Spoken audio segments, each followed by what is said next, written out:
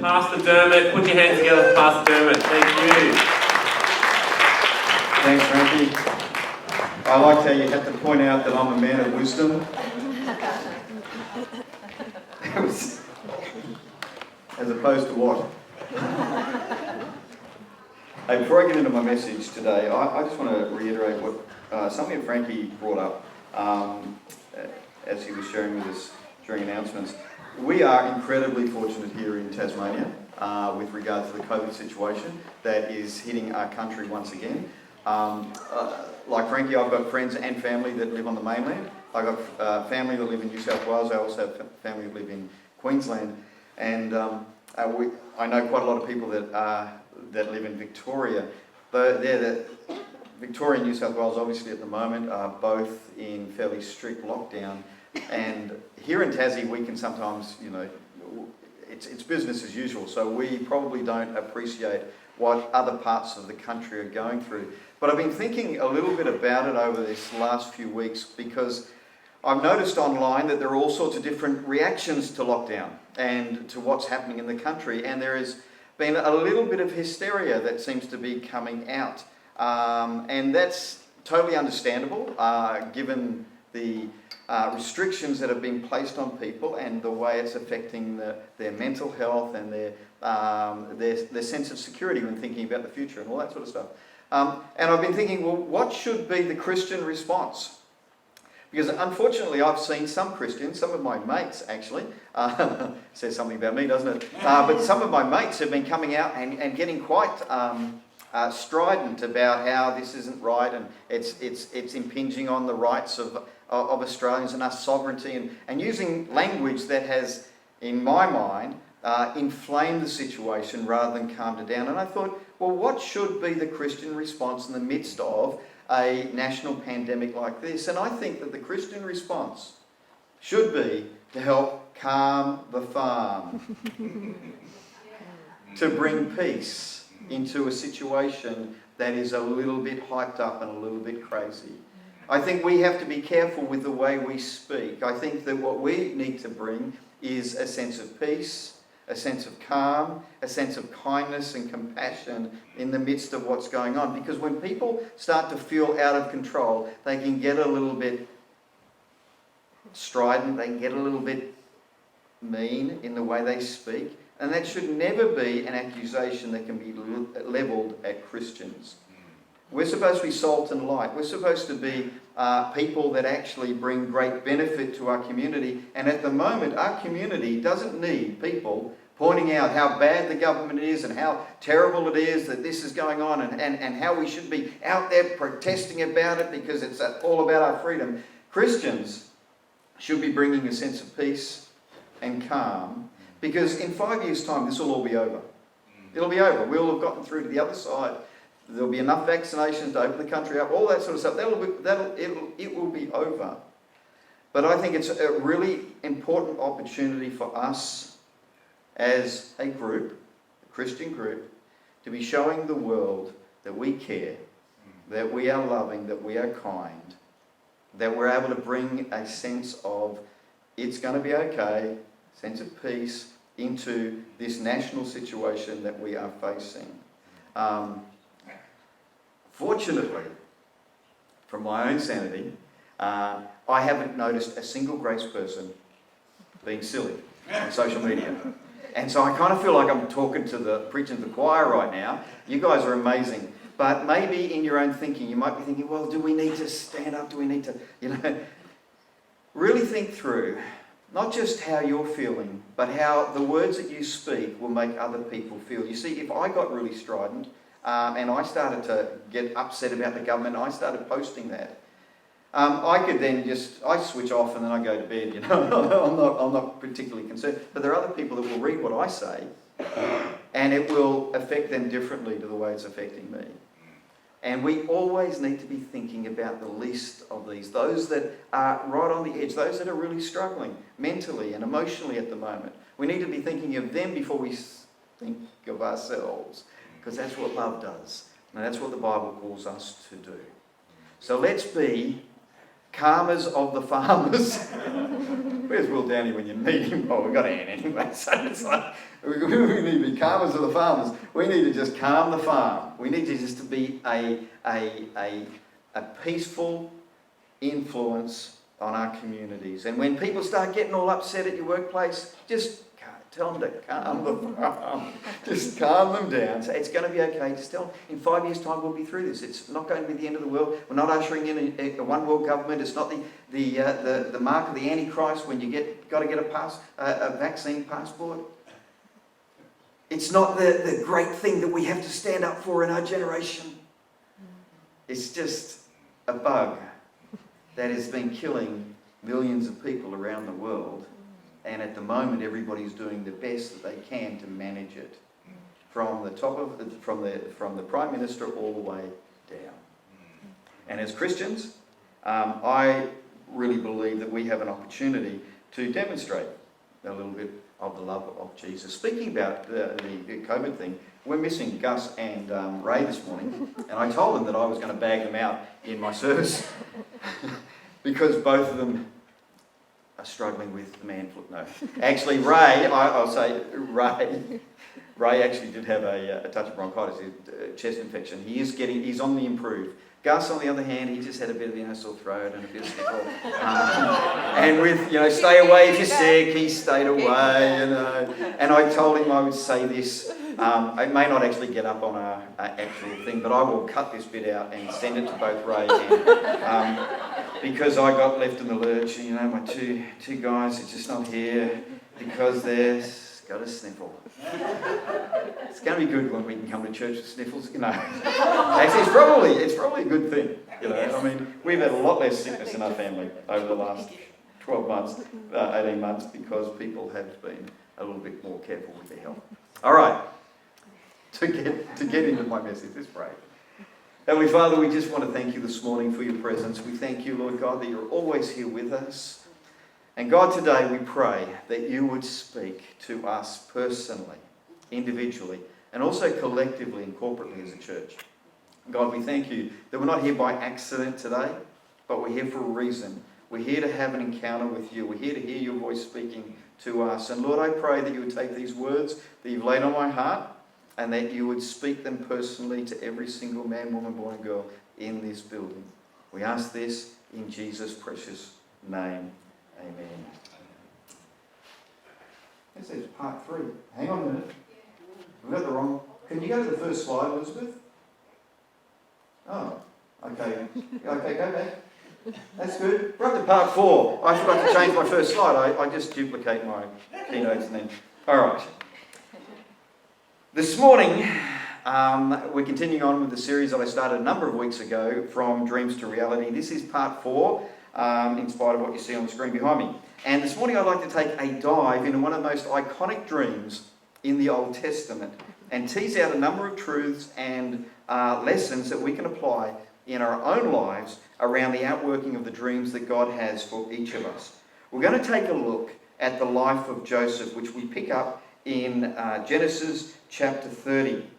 Now I have to apologise for the cartoon characters on my screen. I couldn't find any pictures or depictions of Joseph that didn't look really dorky, so I've gone with cartoons, all right? So I'm not speaking down to you this morning. It's just I wanted to have some pictures as well as the text.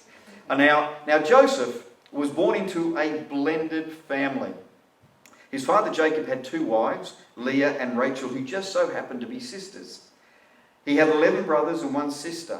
Now, whilst they all had the same father, besides Leah and Rachel, there were 2 other mums added into the mix. Rachel's servant Bilhah and Leah's servant Zilpah.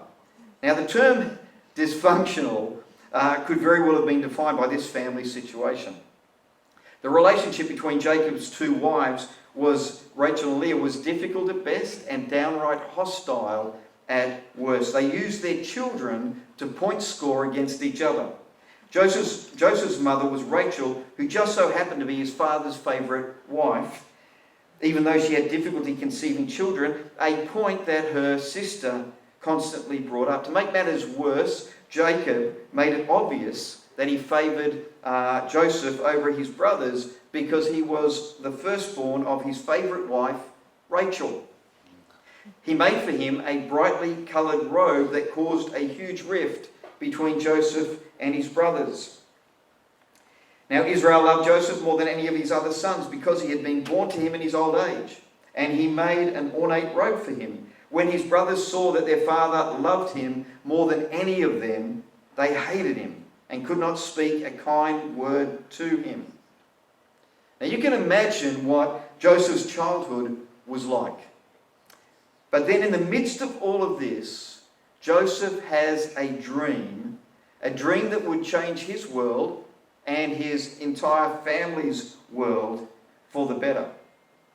However, at first, you could be forgiven in thinking that his dream was simply a juvenile attempt to get back at his family and their treatment of him. In Genesis chapter 37, verses 2 to 11, we read, Joseph had a dream, and when he told it to his brothers, they hated him all the more. He said to them, listen to this dream I had. We were binding sheaves of grain out in the field when suddenly my sheaf rose and stood upright while your sheaves gathered around mine and bowed down to it. His brother said to him, do you intend to reign over us? Will you actually rule us? And they hated him all the more because of his dream and what he had said. Then he had another dream. He didn't learn from that first one. Then he had another dream, and he told it to his brothers again. Guy wasn't very bright. Listen, he said, I had another dream, and this time the sun and moon and 11 stars were bowing down to me. When he told his father, as well as his brothers, his father rebuked him and said, what is this dream you had? Will your mother and I and your brothers actually come and bow down to the ground before you? His brothers were jealous of him, but his father kept the matter in mind. Now, shortly after those events took place, shortly after he had that dream, things took a sinister turn. Joseph was sent by his father to check up on his brothers as they looked after the family sheep. And when he was still a distance away, his brothers noticed him and started talking about killing him. Not just about beating him up like normal siblings, but getting rid of him permanently. Verses 17 to 20. So Joseph went after his brothers and found them near Dothan. But they saw him in the distance, and before he reached them, they plotted to kill him. Here comes that dreamer, they said to each other. Come now, let's kill him and throw him into one of these cisterns and say that a ferocious animal devoured him. I mean, what person would use the word devoured? I'd probably say eat him. But anyway, a ferocious animal devoured him. Then we'll see what comes of his dreams. Obviously, if they did that, his dreams would come to a rather abrupt end. Now, Reuben, his older brother, tried to save Joseph by telling his brothers not to kill him at first, but instead toss him into the cistern like they'd schemed, because he planned to come back later and let him out. Whilst Reuben was off doing something else, and we don't know what he was doing, a caravan of Ishmaelites came past, and the other brothers took Joseph out of the cistern and sold him to the caravan as a slave. Joseph was then taken down to Egypt, where he was then sold to one of Pharaoh's officials, Potiphar, the captain of Pharaoh's guard. Now, even though Joseph was in a bad place, God was still with him. And we read in Genesis 39, 2 to 6. The Lord was with Joseph so that he prospered, and he lived in the house of his Egyptian master. When his master saw that the Lord was with him and that the Lord gave him success in everything he did, Joseph found favour in his eyes and became his attendant. Potiphar put him in charge of his household, and he entrusted to his care everything he owned. From the time he put him in charge of his household and all that he owned, the Lord blessed the household of the Egyptian because of Joseph. The blessing of the Lord was on everything Potiphar had, both in the house and in the field. So Potiphar left everything he had in Joseph's care, with Joseph in charge. He did not concern himself with anything except the food he ate. Even though Joseph was in a bad situation, God's favour was on him, and he caused those around him to look favourably upon him. That didn't stop more bad things happening, though. His master's wife wanted to have an affair with him, and when he rejected her, she accused him of trying to rape her. He was then thrown into prison. And from the outside, it looked so very unjust and unfair. However, he wasn't put to death, which would have been the normal response to a slave who had tried to rape his master's wife. I kind of think that Potiphar actually had a bit of an idea of what his wife was like. Now, once again, God's hand was on him, and he rose to favour in the prison. Now, whilst in prison, he met two of Pharaoh's servants who had displeased Pharaoh and ended up incarcerated with him. Both had dreams which Joseph, whilst they were in prison, both of them had dreams which Joseph interpreted for them. His interpretations came to pass. One was really glad it did, and the other one wasn't particularly happy. Pharaoh's cupbearer was released and restored to his previous position, whilst Pharaoh's baker was executed, just as Joseph had predicted. Now, Pharaoh's cupbearer promised Joseph that he would put in a good word for Joseph. Now, can you imagine Joseph's in prison and two government officials get thrown into prison with him. And these two guys have access to the top guy in the country, the Pharaoh. And so Joseph's thinking, get alongside these guys, get a little bit of influence with them, show them I'm a nice guy, maybe they'll put in a good word. And then they have some dreams. And Joseph interprets the dreams.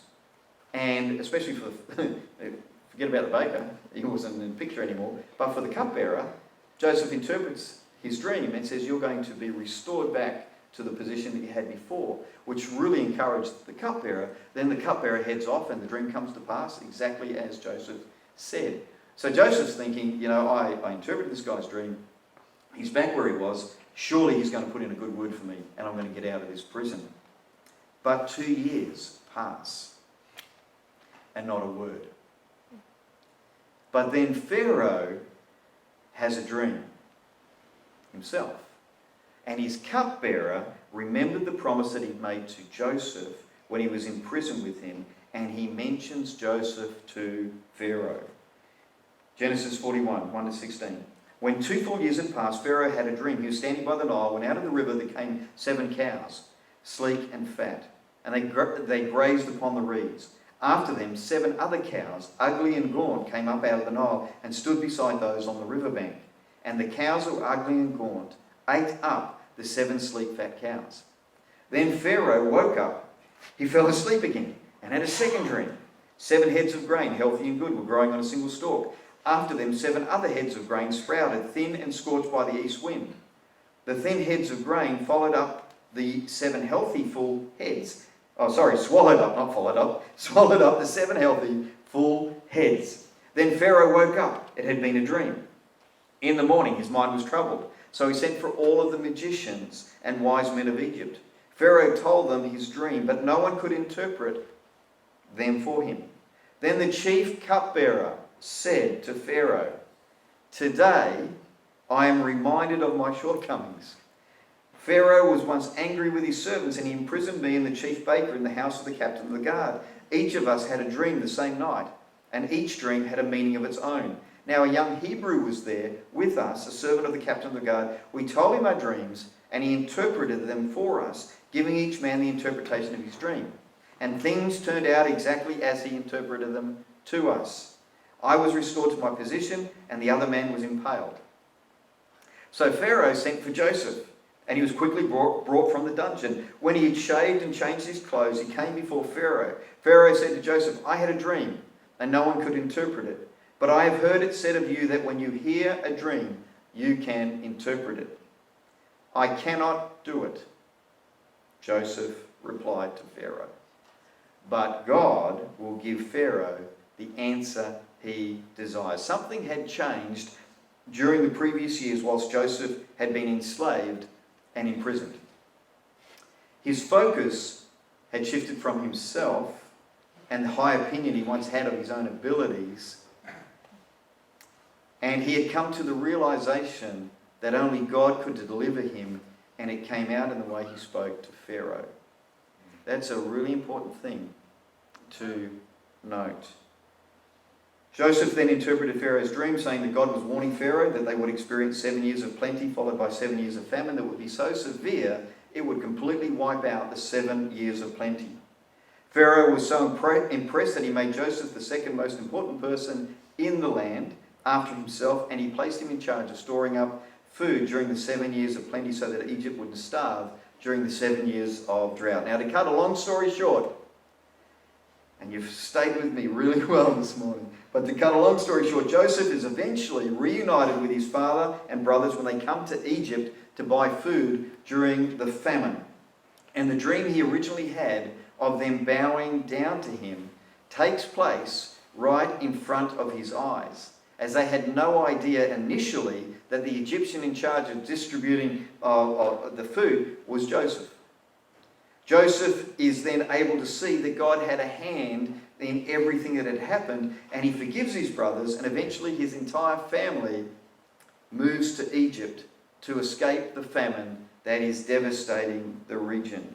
And the fledgling nation of Israel is saved. Out of Israel comes the Messiah, Jesus. Now, some observations and lessons learned from the story of Joseph. Joseph's family background didn't disqualify him and prevent God from giving him a dream for his future. As I mentioned right at the start, Joseph came from a very, very dysfunctional background. And I've come across people during my life who talk about their family, talk about their background, talk about the fact that they weren't given a leg up, that they had all sorts of strife. And some people's stories are horrendous. They're just like Joseph's. It's just different. We don't have polygamy in our society. But some people's background, some people's family situations are absolutely horrendous and incredibly difficult. And yet it didn't stop God from giving Joseph a dream for his future. Joseph wasn't very smart relationally when he was young, but it didn't stop God from choosing him for a great purpose. You know, when I was putting this message together, I was thinking back over the years and thinking of some of the young people that I had the privilege of looking after when I was a youth pastor. And I remember some of those kids that when they first came into the youth group, they were as rough as nuts. They had prickly edges all over them. Some of them, and some of them came from really, really tough backgrounds, dysfunctional families, split parents, blended families where families come together, and not supportive parents either. Some of them weren't supported at all. And I used to think, how the heck has this kid got to where they are? But oftentimes I'd see some kids, and I'd go, well, you really haven't had the best start in life, and the question that would always, be in my mind, well, I wonder if they're going to make it. If they're going to make it. Because then there'd be other kids that come from really good families, and, they seem to have it all together, and you'd automatically think that they would make it. But one of the things that I've observed over the years, your family has very little. Young people, you need to listen to this. Your family has very little say in the person you become later on in life, because you're the one who chooses the way you will live your life. And I've seen some kids that have come from great families go completely off the rails. And then I've seen some kids that have come from absolutely messed up backgrounds and done amazing things with their lives. In fact, when I was at Bible college, we had, you just can't pick it. The reason why I'm saying this is you just can't pick it. When I was at Bible college, there were certain people in my class that just shone. They were kind of like, you look at them and go, wow, that person's really going to do something great for God in their lives. And quite a number of them never did. Never lived up to the potential that was there. And then there were others, the quiet ones, the ones that you sort of look at and you go, they're not really going to achieve. Well, I never thought that. I thought everybody would achieve something. Just so you know. I thought everybody's going to make it. Yeah. And so I've lived my life disappointed. But there was others that they just didn't seem to, they weren't the upfront person or whatever, who ended up just absolutely shining. It has nothing to do with your past. You cannot blame your parents. You cannot blame your situation. If you do, here's the truth. If you blame your past For where you are building a prison around your life that you are responsible for. What happened in the past in Joseph's life actually became the building blocks of his future. The bad stuff changed his character. The bad stuff changed this propensity to being the centre of his world, thinking that everybody owed him something. The bad stuff, when he hit reversal after reversal, it changed him as a person. And if you've had a tough upbringing, don't look at it and go, I wish it had been better because I'd be a lot further along than I am now. But take responsibility for where you currently are and realise that because you had a bad or a tough upbringing, you can actually learn from that. And that can actually become something that strengthens you going forward. I grew up in a housing commission area. And I hated the fact that we lived in a housing commission house. I hated the fact that we had 8 kids in our family. I hated the fact that we didn't have much money. It was like, but then I left home. Joined the army, left home. And I thought, okay, that's all behind me now. 30 odd years later, here we are as a church based in a housing commission area. And I absolutely love the fact that we are here. I feel like I understand the people that we are reaching out to because I lived it myself. As a kid, I didn't appreciate it. As an adult, I love it. And I can sit down with anybody in our community, look them in the eye and say, I know exactly what it's like because I experienced that myself. And there is hope for a better future. Make sense? All right, next point. So Joseph wasn't very smart relationally when he was young, but it didn't stop God from choosing him for a great purpose. He was a bit of a pill, actually. Joseph's dream was initially rejected by his family. So his family didn't get it. They just thought he was just promoting himself, big noting himself. They didn't get it.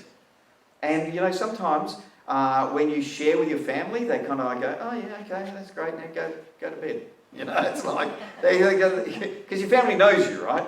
And your family thinks they know you. They think they know what you're like. Every time I go home, now I am 56 years of age. I know you don't believe that. You think I'm a lot older than that, but I'm 56 years of age. When I go home, my mother treats me like I was 18, because that's when I left home. So she's got me fixed in her mind as this 18-year-old kid, and she's constantly trying to explain things to me. And I'm going, Mum, I'm much smarter than you now.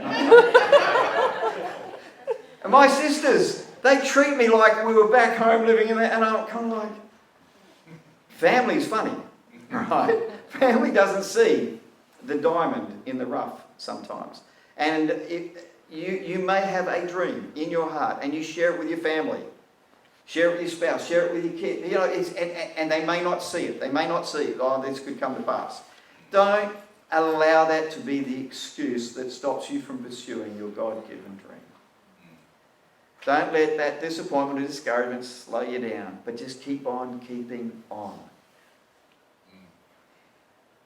The process that saw his dream move from his imagination to reality seemed the exact opposite of what you would expect. Most of us, when we're thinking about, somebody's advancement in life, we kind of like, if we're going to map something out for them, we go, okay, well, they're going to get trained, they're going to be supported, they're going to be loved, they're going to be encouraged, they're going to be, things are going to go really well for them, and they're going to go and get training, and then we're going to give them opportunity, and they're going to be appreciated for what they've got in their lives. I mean, that didn't happen with Joseph at all.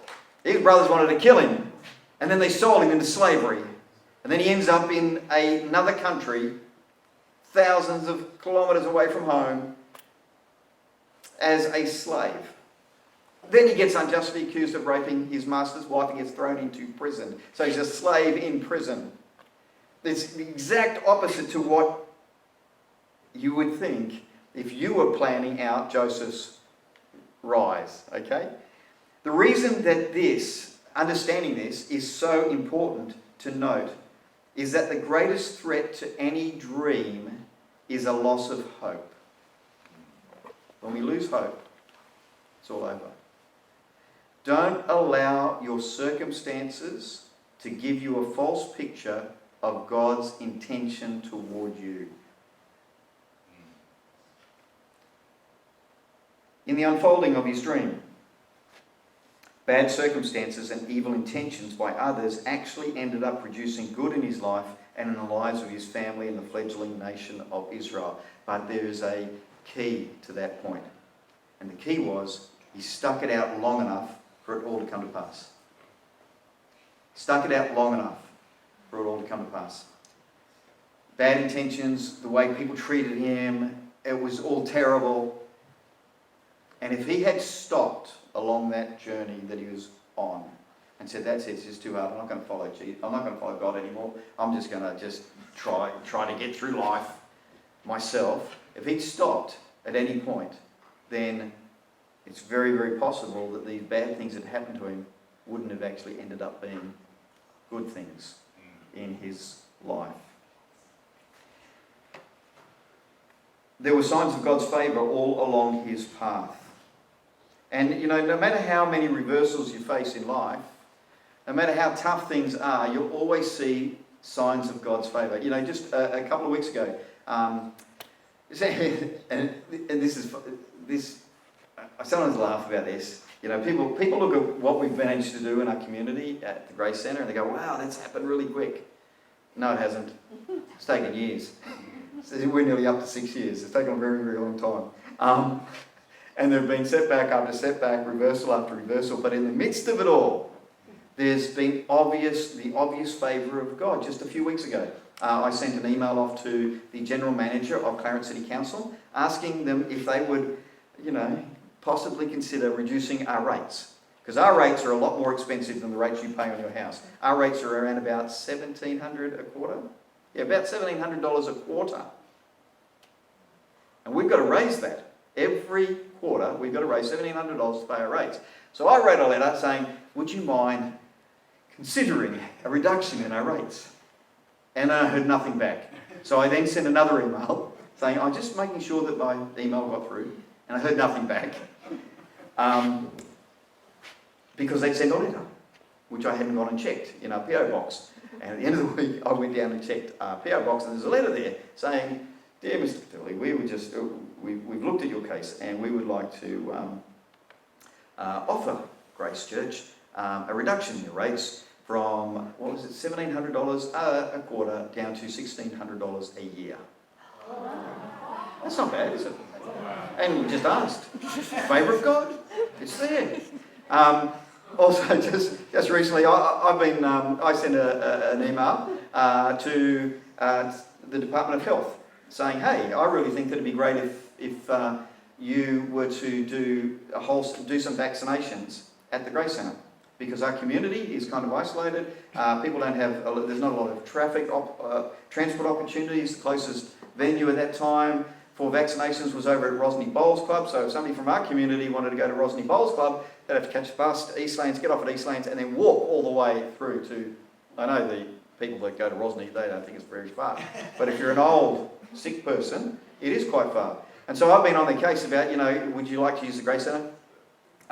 Once again, I didn't get a reply. And I sent another email, and I still didn't get a reply. We did actually get a lady who came out and looked at the centre, and she said, this is perfect, this would be ideal. And then nothing from them.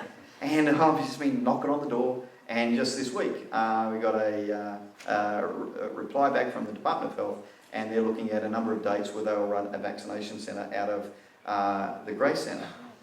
Which is, there are a number of things that just really thrill me about that. Well, number one is that it's offering our community members an opportunity to get a vaccination close by to where they are, which is fantastic, because our community has got a lot of the people that would be in the danger zone if they were to catch COVID, a full-blown version of it. Secondly, it means that we're going to have more people coming through the centre, which is always a good thing, just getting the word out. And thirdly, they're going to pay us to have it there, which is helpful, because we've got a $12,000 insurance bill coming up in a few months' time. Now, they're not paying us $12,000, by the way, maybe about $2,000, but it's still good. But the favour of God, in the midst of it all, there will be these circumstances that will happen that will show you that. Now it's important that you have eyes to see it. Because sometimes when you're in the middle of a reversal, when everything is bad around you, it's really easy not to see God at work. His dreams weren't accomplished alone. There were others who had significant parts to play. See, when we start off, we often think that our dream is all about us, and it's just about our effort and what we're going to do. But as we pursue our dream, that God brings other people along who partner with us. Because quite oftentimes the dream that you have, if it is a God dream, will require far more than just you and what you can contribute. Here's a couple of just general thoughts about dreams. Human nature will often mean we will try and interpret our dreams through the screen of our own self-interest at first. But the dream that's from God always involves far more than just us. See, we get a dream and it's all about us. It's about our importance and us achieving something, and us. It's going to be wonderful for us. But the reality of it is, if you're pursuing a God dream, it's far bigger than just you. If you're to see your dream come to pass, you have to move from self-dependency to God-dependency. Whilst ever you want to take credit for your dream's fulfillment, you'll always struggle to see it come to pass. And I've seen this has been a hindrance to a lot of people that I have known in the past. Their dream was all about them. The dream was all about them being promoted, them gaining a bit of fame and notoriety. It was all about them building a great thing. And because it was all about them, eventually the cracks began to show. And they didn't last the distance. Rather than picturing yourself as a mighty tree filling the earth, I'm going to hold up the earth, I'm this mighty tree. It's far better for you to think of yourself as a branch being swept downstream in the river of God. Now, if you're a young person here today, you may not understand what I'm talking about there. But if you take notes, that's a good one to write down. Because oftentimes, especially when we're starting off, as I said, it's all about us. It's about us being great. It's about us achieving notoriety. It's about us becoming famous. The problem with that, if it's about you, then you'll be left holding the can. And you will find that holding up the world as a mighty tree is way too difficult. However, if you see yourself as someone in the river of God being swept along, then you get to travel, so that's good. Get to see lots of things that you wouldn't see normally. But you're not dependent upon yourself. And the truth of the matter is, every single God dream that has ever been birthed on the planet was dependent on God to come to pass, not the person who was involved. They just got to go along for the ride. So stop putting pressure on yourself to be the answer to everything. Stop putting pressure on yourself to hold this whole thing up. And start to see yourself as God sees you. You're just a branch sailing down the river of God. That takes away so much pressure when you realise that your life isn't the thing that's holding up God's plan for the future. And if you don't still stay there, it's all going to come tumbling down. No, you're just a branch floating along in the river of life. That's cool. And that's where you want to be. You want to be in the river of life. You want to be with God. You want to be flowing with God. But the point that I'm making here is that God's overarching dream is so much bigger than just our lives. And if we try to make it about ourselves, it will crush us. And you'll get disappointed, and you'll get discouraged, and it won't work out the way you wanted it to work out. And the birds will come and poop on you, and you won't know, it's not going to be, the storms will come and snap your branches. People will look at you and go, I don't like that type of tree, I like this type of tree over here. If you make it all about yourself, it'll kill you. But if you make it about God, then you will survive. So maybe there are some people here and you're just thinking, how am I going to last? How am I going to get through this next day?